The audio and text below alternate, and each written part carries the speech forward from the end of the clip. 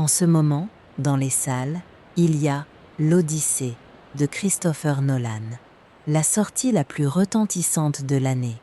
Et le monde entier reparle d'Ulysse, de son voyage, des tempêtes, des monstres, des 10 années de chemin vers la maison. Or moi, je veux vous raconter une autre histoire, celle que le cinéma, presque toujours, laisse de côté. L'histoire de la femme qui, pendant ces 20 années, se tenait sur le rivage, Pénélope. Car on nous a tout habitués à ne voir en elle qu'une seule chose, le symbole de l'attente fidèle, la femme qui a attendu son mari pendant 20 ans. Et on en a fait une leçon pour les filles. Attends, endure, sois fidèle, et il reviendra. Asseyez-vous près de moi. Aujourd'hui, nous allons relire cette histoire autrement. Et peut-être verrez-vous que Pénélope ne parle pas de la façon d'attendre un homme. Elle parle de la façon de ne pas se perdre soi-même, pendant qu'un homme s'est égaré quelque part en mer. Je vous dis l'essentiel tout de suite. Pénélope n'attendait pas passivement. Elle régnait. Et là est tout. Ce que faisait vraiment Pénélope. Imaginez sa situation. Son mari est parti à la guerre et il a disparu. Aucune nouvelle, aucun corps, aucune certitude, vivant ou mort. Un an passe, 5, 10, et elle reste seule, avec un jeune fils, à la tête d'un royaume entier, l'île d'Ithaque. Et que fait-elle? Elle ne se consume pas près d'une fenêtre, elle tient la maison, elle gère le domaine, elle élève Télémaque. Elle garde le pouvoir, là où des centaines d'hommes n'attendent qu'une chose, le lui arracher. Car autour d'elle, il y a 108 prétendants. 108 hommes qui se sont installés dans sa maison, mangent à sa table et la pressent chaque jour. Choisis l'un de nous. Ulysse est mort. Cela suffit. Tu es une femme. Il te faut un mari. Remarie-toi. Et voici la première leçon, très actuelle. On la pressait exactement comme on presse chaque femme restée seule. Combien de temps vas-tu rester seule? Il est temps de refaire ta vie. Choisis quelqu'un. Et Pénélope ne s'est pas bradée. Elle n'a pas cédé au premier venu, juste pour ne pas être seule, juste pour faire retomber la pression. Elle connaissait sa valeur, et elle s'y est tenue pendant 20 ans. Et je ne veux pas vous peindre un conte. Ces 20 années n'étaient pas héroïques et faciles. Elles étaient longues, et souvent terriblement seules. Pénélope pleurait, la nuit, dans sa chambre. Elle doutait. Elle vieillissait, seule, sans savoir si elle attendait un vivant ou un mort. Elle portait un royaume sur ses épaules et un fils à élever sans père, entouré d'hommes qui la voulaient faible pour la prendre. Ce n'était pas la sérénité d'une carte postale. C'était du courage, jour après jour, dans la fatigue et l'incertitude. Et c'est justement pour cela que son histoire nous concerne, nous. Car tenir bon quand c'est facile, ce n'est rien. Garder sa dignité quand on est épuisé, seul et pressé de toutes parts, cela, c'est la vraie force d'une femme. Et pensez à Télémaque, son fils. Pénélope l'a élevé seule, sans père, dans une maison occupée par des hommes hostiles. Combien de femmes reconnaissent cela, tenir debout non seulement pour soi, mais pour les enfants qui regardent. Élever, protéger, montrer par l'exemple ce qu'est la dignité, alors même qu'on vacille à l'intérieur. Une mère seule n'a pas le luxe de s'effondrer longtemps. Et il y a une chose que Pénélope a offerte à son fils, plus précieuse que n'importe quel discours. L'image d'une femme qui ne se brade pas. Un garçon qui grandit auprès d'une telle mère apprend, sans un mot, ce que vaut une femme. Et une fille qui grandit ainsi apprend ce qu'elle vaut. Elle, la toile, son intelligence, et non sa patience. Et c'est là que commence le plus génial, car Pénélope n'a pas combattu les prétendants ouvertement, c'eût été un suicide. Elle les a vaincus par l'esprit. Elle a dit « Je choisirai un nouvel époux dès que j'aurai achevé de tisser le linceul funèbre de mon vieux beau-père. » C'était un devoir sacré. Personne ne pouvait s'y opposer. et elle s'est assise à son métier à tisser. Le jour, elle tissait, et la nuit, en secret, elle défaisait tout ce qu'elle avait tissé dans la journée. Et cela pendant 3 ans. 3 ans durant, elle a mené par le bout du nez 108 hommes, et aucun ne comprenait pourquoi l'ouvrage n'en finissait jamais. Vous saisissez ce que cela signifie ? Sa fameuse toile n'est pas un symbole de la patience féminine, comme on nous l'a présenté. C'est un symbole de l'intelligence féminine, de la ruse, du sang-froid. Elle ne restait pas les bras croisés. Elle menait un jeu complexe, risqué, et elle le gagnait seule, sans aucun homme à ses côtés. Pénélope n'était pas une femme faible qui attend d'être sauvée. Elle était l'égale d'Ulysse par l'esprit. On l'appelait, lui, l'homme aux 1000 ruses, mais elle était de la même trempe. Et pensez à ceci. Elle a porté ce secret seule. Elle ne pouvait se confier pleinement à personne. Une servante l'a d'ailleurs trahie, révélant la ruse de la toile au prétendant. Elle vivait dans une maison pleine de monde, et pourtant profondément seule, sans un seul allié sûr, sans une épaule où poser la tête. Combien de femmes connaissent exactement cela, être entourée, et porter seule ce qui compte le plus. Pénélope n'avait pas de filet, et elle a tenu quand même. Non parce qu'elle était insensible, mais parce que, quelque part en elle, il y avait un socle que rien ne pouvait renverser. Elle savait qui elle était. Et maintenant, regardons Ulysse, avec les yeux d'une femme mûre. Car si l'on regarde cette histoire honnêtement, sans le voile romantique, un tableau intéressant se dessine. Ulysse, c'est un homme qui pendant 10 ans n'a pas réussi à rentrer chez lui. Oui, il y a eu les tempêtes et les dieux, mais il y a eu aussi d'autres escales. Pendant 7 ans, il a vécu sur l'île de la nymphe Calypso. 1 an, chez la magicienne Circé. Autrement dit, pendant que Pénélope tenait le rivage, lui ne se pressait pas. Et arrêtons-nous un instant sur Circé, car le mythe y cache une vérité fine. Circé transformait les hommes en pourceaux. Ceux qui arrivaient sur son île, séduits, gavés de plaisir, perdaient peu à peu leur forme humaine et devenaient des bêtes. C'est une image, bien sûr. Elle dit ceci. Quand un homme se laisse entièrement engloutir par le seul plaisir, par la facilité, par la fuite, il perd quelque chose de son humanité, de sa direction, de lui-même. Il s'endort. Ulysse a fini par se réveiller, mais notez combien de temps cela lui a pris, pendant qu'ailleurs, une femme, elle, ne s'était pas endormie un seul jour. Et il y a encore les sirènes, sur son chemin. Leur chant était si beau qu'il attirait les marins vers les rochers, vers la mort, tant ils voulaient rester à l'écouter. Ulysse a dû se faire attacher au mât pour ne pas s'y perdre. C'est une autre image de la même vérité. Certaines voix, certains rêves, nous appellent à rester immobiles, à nous perdre dans le désir de ce qui ne se réalisera pas. Combien de femmes passent des années attachées, non à un mât, mais au chant d'un homme qui ne viendra jamais vraiment, incapables d'avancer tant qu'elles écoutent encore. Pénélope, elle, n'écoutait aucun chant. Elle avait les pieds sur sa terre, les mains sur son métier. Elle rêvait, sans doute, mais elle ne se laissait pas dévorer par le rêve. Et voici ce qu'en dit la vieille sagesse, et cela résonne étrangement pour nous, aujourd'hui.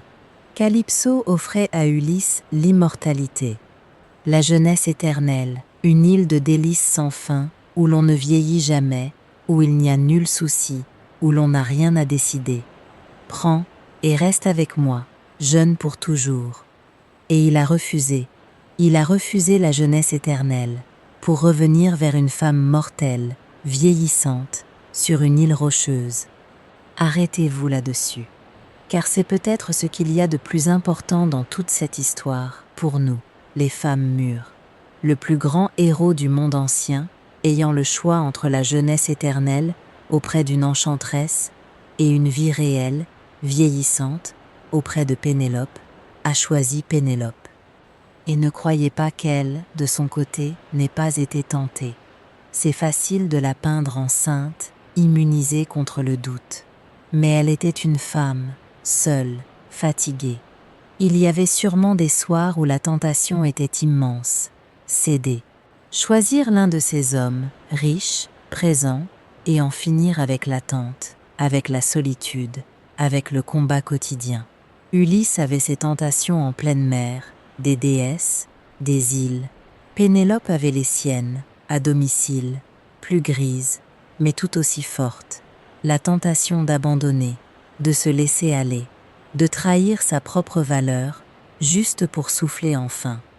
Et son courage, c'est justement d'avoir dit non à cela, non pas une fois, mais 1000 soirs de suite. La fidélité de Pénélope n'était pas une passivité confortable. C'était une victoire remportée chaque jour sur la tentation de se brader. Les sages d'autrefois l'expliquaient ainsi. Circé et Calypso, c'est la tentation, le plaisir, la jeunesse éternelle, le fantasme. Et Pénélope, c'est la profondeur, le foyer, le sens, le vrai. Et un homme qui a mûri finit par choisir non le fantasme de la jeunesse, mais la profondeur du réel. Non l'île où tout est facile, mais la maison où tout est vrai. Je vous l'ai déjà dit, un jour, dans une autre conversation, vous vous souvenez? Un homme mûr ne tombe pas amoureux d'une image, mais d'une profondeur. Il se trouve qu'on le savait déjà, il y a 3000 ans. Mais, et c'est important, Pénélope ne s'est pas contentée de le reprendre. Voici le moment qui me bouleverse le plus, et dont le cinéma ne parle presque jamais comme il le faudrait. Ulysse revient enfin, 20 ans plus tard, et que fait Pénélope? Elle se jette à son cou? Elle fond en larmes? Non, elle le met à l'épreuve. Elle ne croit pas tout de suite que c'est vraiment lui, et elle imagine une épreuve subtile. Comme par mégarde, elle dit à une servante « Sortez notre lit conjugal de la chambre, faites-lui le lit ailleurs. » Et Ulysse s'emporte. Comment cela, sortir le lit? Mais il ne bouge pas. Je l'ai fait moi-même dans un olivier vivant, enraciné dans la terre, et j'ai bâti notre chambre autour de lui. Il est impossible de le déplacer. Et c'est seulement alors que Pénélope acquiert la certitude, c'est bien lui. Car le secret de ce lit, eux seuls le connaissaient, tous les deux. Et il y a, dans ce lit, un symbole magnifique. Ulysse l'avait taillé dans un olivier vivant, encore enraciné dans la terre. Un lit qu'on ne peut pas déplacer, parce qu'il fait corps avec le sol, avec le vivant.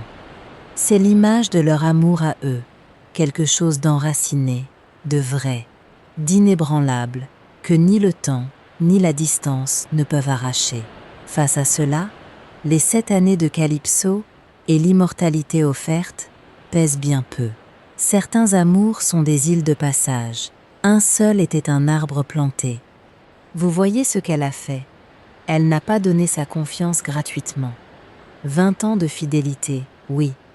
Mais quand il est revenu, elle n'a pas fondu à l'instant. Elle a vérifié. Elle s'est assurée. Elle a éprouvé si c'était vraiment celui à qui l'on peut ouvrir son cœur. Et voilà, sans doute, la plus précieuse leçon de Pénélope pour nous. Une femme mûre ne fond pas au premier mot tendre. Elle laisse du temps. Elle regarde les actes. Elle vérifie avant de s'ouvrir. Non par froideur, mais par dignité et par sagesse. Son cœur n'est pas une cour ouverte à tous. Et quand, enfin, elle a eu sa certitude, alors seulement elle s'est laissée aller. Homère décrit ce moment avec une tendresse bouleversante. Elle se jette à son cou, en pleurant, comme un naufragé qui touche enfin la terre après avoir failli se noyer. Mais remarquez l'ordre. D'abord la lucidité, ensuite l'abandon. D'abord vérifier, ensuite aimer pleinement. Son cœur n'était pas fermé, il était gardé. Et il y a un monde entre les deux. Une femme au cœur fermé ne peut plus aimer personne. Une femme au cœur gardé aime profondément, mais seulement qui le mérite. Et maintenant, ce que voyait Jung. Carl Jung aimait les mythes grecs, car il y voyait la carte de l'âme humaine.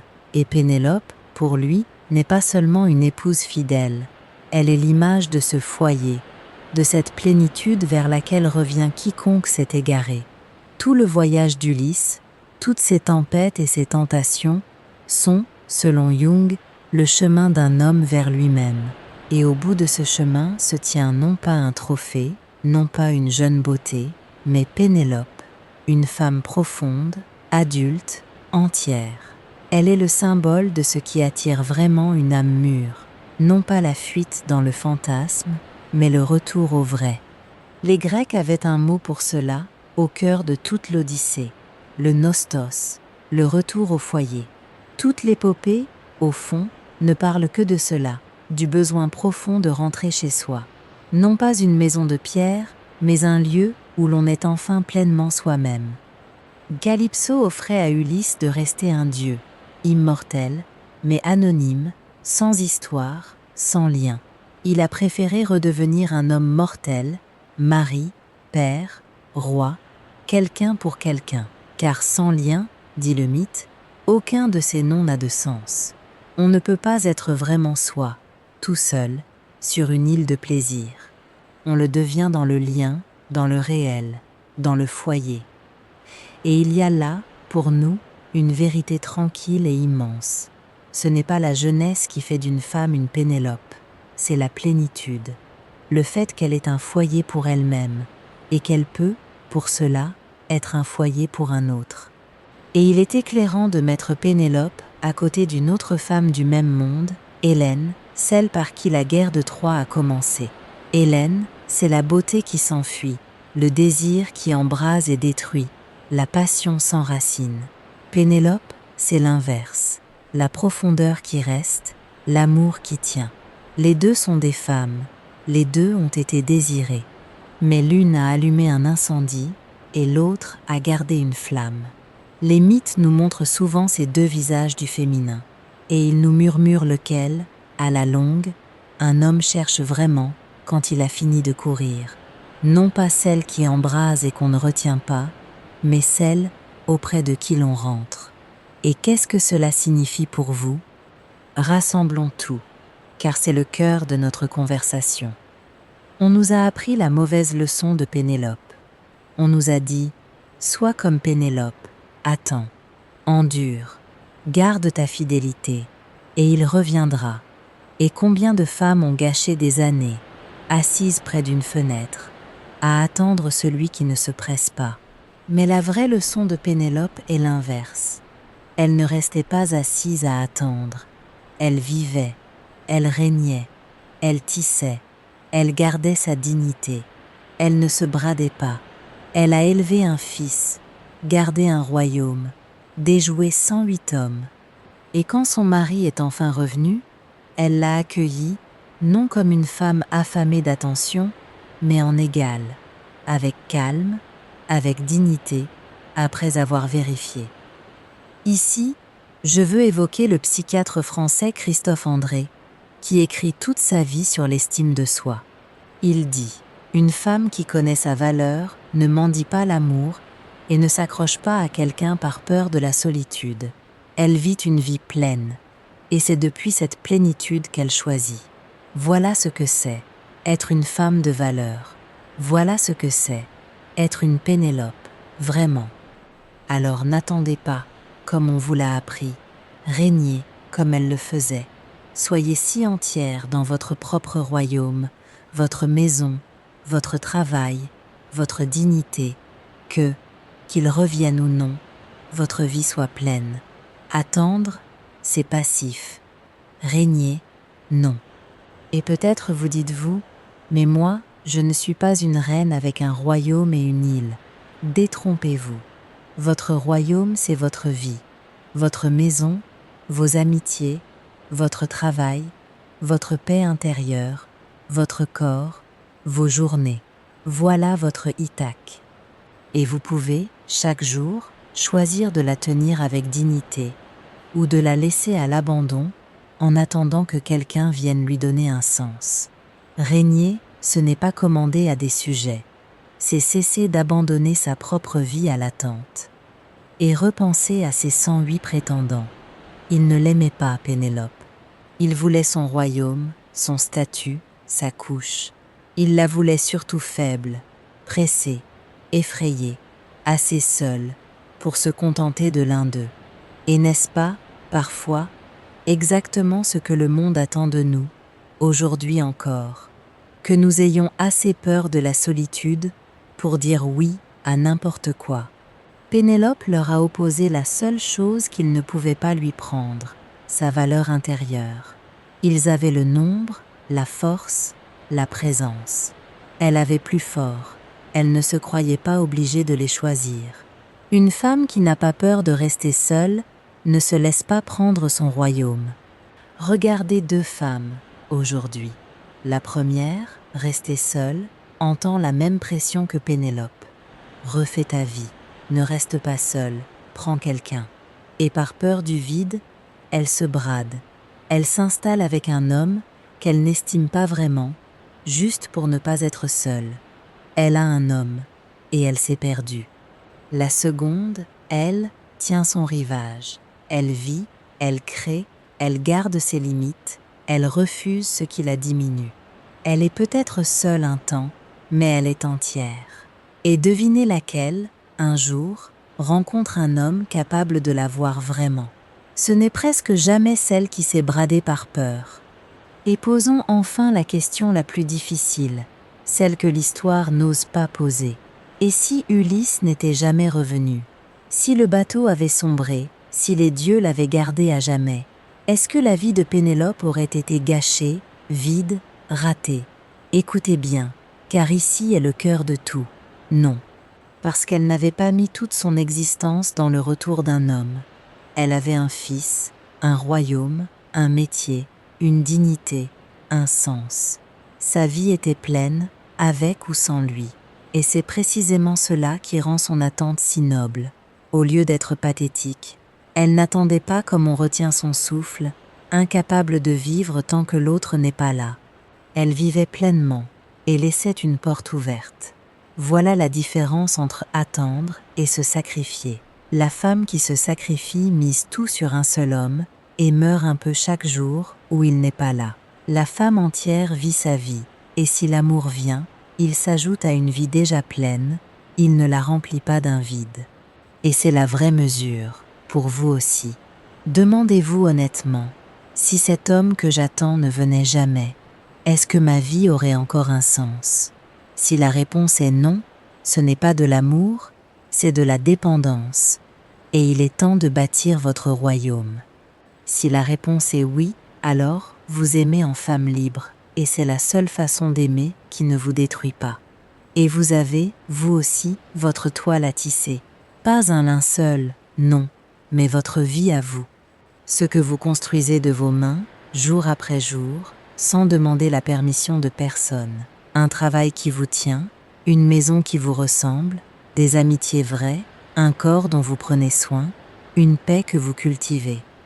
Et personne, aucun prétendant, aucune peur, aucune solitude, ne peut défaire ce que vous tissez pour vous-même, à une seule condition, que vous ne le défassiez pas vous-même, la nuit, par découragement. Alors tissez, chaque jour, un fil. C'est ainsi qu'une femme demeure reine de sa propre vie.